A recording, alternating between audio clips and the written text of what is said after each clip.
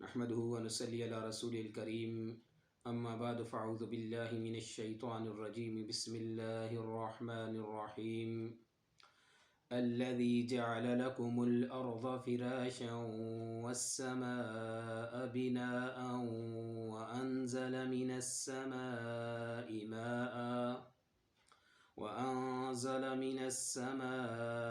ماء فأخرج به من الثمرات رزقا لكم فلا تجعلوا لله أندادا وأنتم تعلمون صدق اللہ العظیم رب اشرح لی صدری ویسر لی امری واحلل عقدۃ من لسانی یفقہوا قولی الذی جعل لکم الارض فراشا، وہ ذات جس نے تمہارے لیے زمین کو فرش بنایا، بچھونا بنایا، والسماء بناء اور آسمان کو چھت بنایا، وانزل من السماء ماء اور آسمان سے تمہارے لیے پانی نازل کیا، فاخرج به من الثمرات رزقا لکم اور اس پانی کے ذریعے سے تمہارے لیے زمین سے پھل پیدا کیے، اناج اگایا۔ فلا تجعلوا للہ اندادا وانتم تعلمون، پس تم اللہ کے ساتھ شریک نہ بناؤ حالانکہ تم جانتے ہو کہ اس کا کوئی بھی شریک نہیں ہے۔ محترم و معزز سامعین کرام، اس سے پہلی آیت میں اللہ رب العزت نے بندگی اور اطاعت کا حکم دیا اور ساتھ میں فرمایا کہ وہ ایسی ذات ہے کہ وہی بندگی اور اطاعت کی لائق ہے، اس لیے کہ اس نے تمہیں بھی پیدا کیا اور تمام کی تمام کائنات کو نہ صرف پیدا کیا بلکہ پوری کائنات کا کنٹرول اور نظام اسی کے اختیار میں ہے، وہ ہر ایک چیز کا بادشاہ ہے۔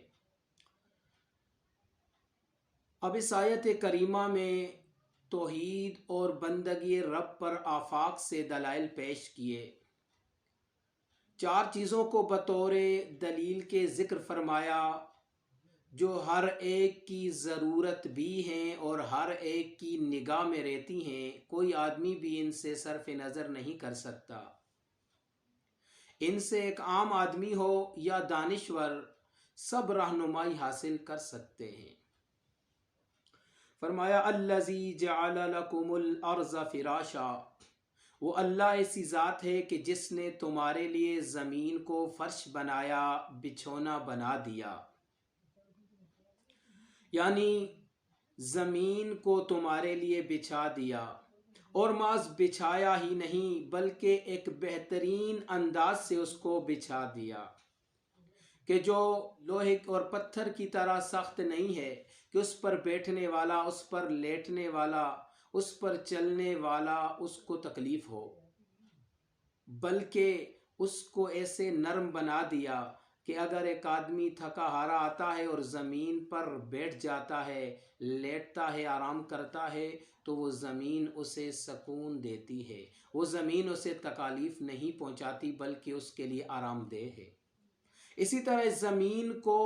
اتنا تحمل اور برداشت بھی عطا کی کہ یہ بڑی بڑی بلڈنگوں کو، بڑے بڑے مکانات کو اپنے اندر سمو لیتی ہے اور انہیں گرنے نہیں دیتی۔ ایک طرف سے تو اتنی نرم ہے کہ باریک سی کونپل زمین کا سینہ چیر کر باہر نکل آتی ہے، اور دوسری طرف سے اس میں اتنا تحمل، اتنی برداشت ہے، اتنی مضبوط ہے کہ بڑی بڑی بلڈنگوں کو پکڑ لیتی ہے، گرنے نہیں دیتی۔ اسی طرح زمین کی ایک رفتار ہے کہ جو زمین اپنے گرد بھی گھوم رہی ہے اور سورج کے گرد بھی چکر لگا رہی ہے، گھوم رہی ہے، تو جو زمین کی رفتار ہے اس کے اندر بھی ایک معیار قائم کیا۔ اگر زمین کی رفتار زیادہ ہوتی تو کسی چیز کا وزن نہ رہتا، تمام کی تمام چیزیں ختم ہو جاتی، مٹ جاتی، اور اگر زمین کی رفتار کم ہوتی تو صورت میں بھی اس پر زندگی محال تھی، دن اور رات انتہائی زیادہ لمبے ہو جاتے، سردیوں کی رات ہر ایک چیز کو منجمد کر دیتی، یا گرمیوں کا دن ہر ایک چیز کو جھلسا دیتا، راکھ بنا دیتا۔ اسی طرح زمین کو سورج سے مناسب فاصلے پر رکھا۔ اگر یہ زمین سورج کے قریب ہوتی تو ہر ایک چیز جھلس جاتی، ختم ہو جاتی،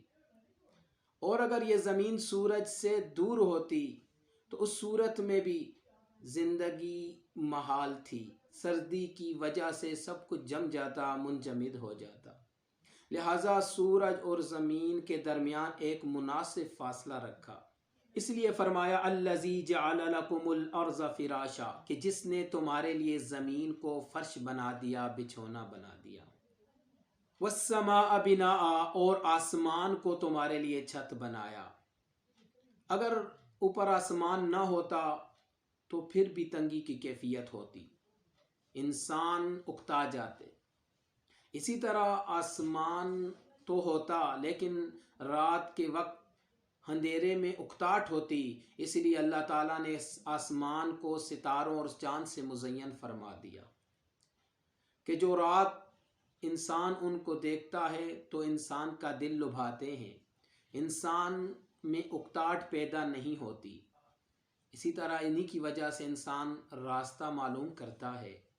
قمری مہینوں کا اعتبار اسی چاند کی وجہ سے ہے، اور اس کے علاوہ بھی بے شمار فائدے ہیں۔ تیسری چیز بیان فرمائی وَأَنزَلَ مِنَ السَّمَاءِ مَاءً، اور تمہارے لیے آسمان سے یعنی اوپر سے پانی نازل فرمایا،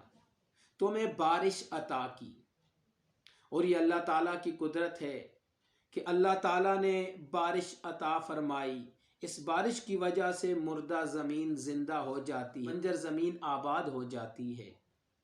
اسی بارش کی وجہ سے دریا، نہریں اور سمندر وجود میں آئے،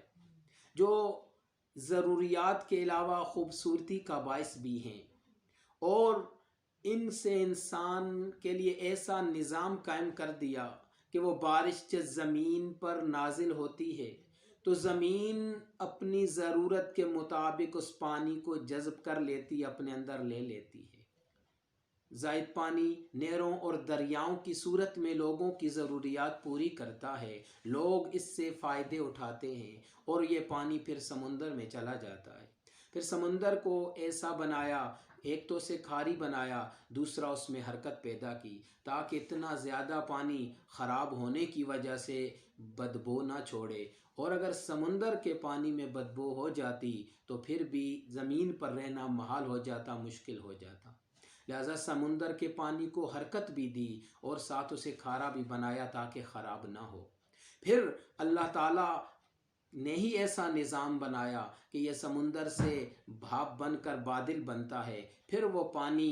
جہاں ضرورت ہوتی ہے، جہاں اللہ تعالیٰ کا حکم ہوتا ہے، اللہ تعالیٰ اسے برساتے ہیں۔ تو یہ ایک سرکل چل رہا ہے، اور اسی طرح جو زمین میں پانی جذب ہو جاتا ہے اس پانی سے بھی ہم فائدے حاصل کرتے ہیں۔ اور چوتھی چیز فَأَخْرَجَ بِهِ مِنَ الثَّمَرَاتِ رِزْقًا لَكُمْ، کہ اس پانی ہی کے ذریعے سے تمہارے لیے پیداوار اگائی، تمہارے لیے نباتات اگائے، جو تمہارے جانور بھی کھاتے ہیں، جو انسان خود بھی کھاتے اور استعمال کرتے ہیں، اور وہ جانور جو تمہاری تمام ضروریات پوری کرتے ہیں، تمہاری دودھ اور گوشت کی ضروریات، تمہاری اون کی ضروریات اور دیگر ضروریات پوری کرتے ہیں۔ ان جانوروں کا چارہ بھی اسی بارش کی وجہ سے پیدا ہوتا ہے اور زمین اگاتی ہے۔ لہٰذا فَلَا تَجْعَلُوا لِلَّهِ أَنْدَادًا وَأَنْتُمْ تَعْلَمُونَ، پس تم اللہ کے ساتھ شریک نہ بناؤ، نہ تو اس کی ذات میں کسی کو شریک ٹھہراؤ، نہ اس کی صفات میں کسی کو شریک ٹھہراؤ، نہ ہی اس کے حقوق اور اس کے اختیارات میں کسی کو شریک بناؤ۔ وَأَنْتُمْ تَعْلَمُونَ، حالانکہ تم جانتے بھی ہو کہ ان تمام چیزوں کو پیدا کرنے والی ذات اکیلی وہی ہے، ان تمام چیزوں کا آقا، مالک اور بادشاہ وہی ہے، ان تمام چیزوں کا منتظم وہی ہے، وہی اسی کے پاس ان تمام چیزوں کا کنٹرول اور اختیار ہے۔ تمہیں بھی پیدا کیا، اگر تم اپنے اس کائنات کے نظام پر غور کرو، یا انسان اپنے اندرونی نظام پر غور کرے کہ اس کو اللہ تعالیٰ نے کیسا بہترین نظام عطا کیا۔ لہٰذا تمام انسانوں کو چاہیے کہ اس ہی کی بندگی اور اطاعت کرے، اس ہی کی غلامی کرے، اسی میں سب کی کامیابی ہے۔ وآخر دعوانا ان الحمد للہ رب العالمین۔